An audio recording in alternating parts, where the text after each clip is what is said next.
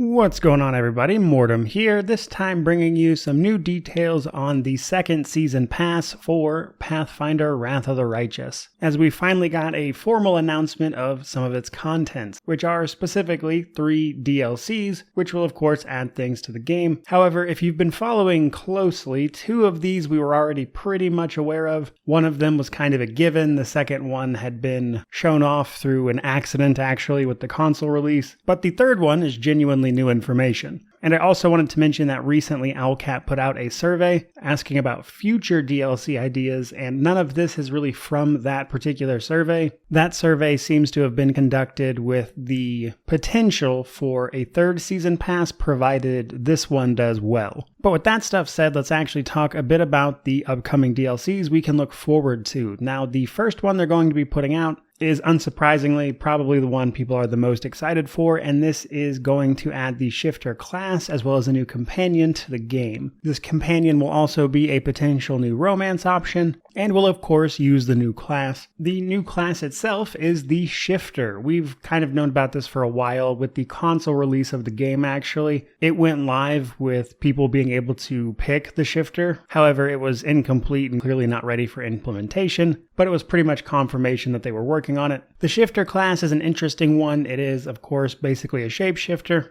Though what's interesting about this class in particular is while the class fantasy is very strong, it was implemented pretty late into Pathfinder 1E, and in addition to that, it was also kind of noted as being a pretty bad class. So I'm curious to see how Owlcat is going to actually implement it into the game, if they're going to change anything, that type of stuff, because it certainly has potential to be a very cool one. In addition to just that though, apparently this DLC is also going to see us diving into a bit of Old Sarkoris, which was the country that the World Wound opened up on and effectively ruined. So definitely a curious one. For the second DLC in the season pass, this is the continuation to Through the Ashes, which was a previous DLC they released that ended with a sort of cliffhanger, or potentially with a cliffhanger I suppose, that the follow-up will of course delve into, though the interesting thing about Through the Ashes and this continuation is that they've confirmed that we still won't be getting mythic powers in this particular instance. Through the Ashes was much more about being a regular person, kind of coping with the demonic invasion the best they could, and apparently they'd like to retain at least some of that for the continuation, so we won't be a big mythical hero as we are in the main campaign. You will be able to of course import your character from the first DLC into the second one if you want, and completing the adventure in the second DLC will apparently unlock some sort of dungeon in the main campaign as well that you can explore. Curious to see how that one pans out.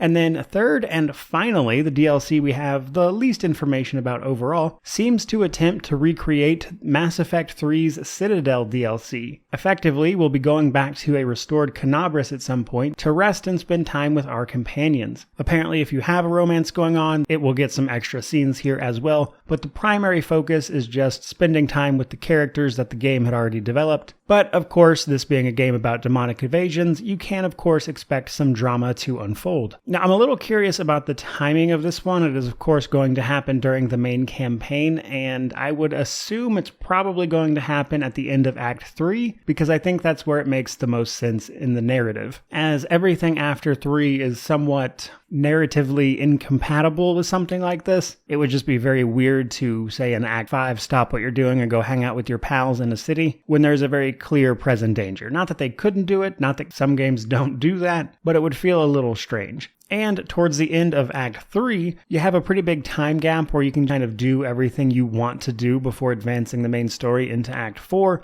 So I feel like it makes the most sense there, though I suppose time will tell on that one. But honestly, a pretty cool idea. Mass Effect 3's Citadel DLC is really well done, and I'm very curious to see a game like this approach a DLC like that. Can't say I've ever seen anything quite like that before. But that's pretty much all the information we've got now on the upcoming Season Pass 2. Cool to know what's coming, I suppose. And I will drop a link to the Season Pass's Steam page down below so you can check some of this out and read it for yourself. But by all means, let me know what you think down below. And regardless of any of that, truly, just thank you so much for watching. I really do appreciate it. May you wander in wisdom and have an amazing day.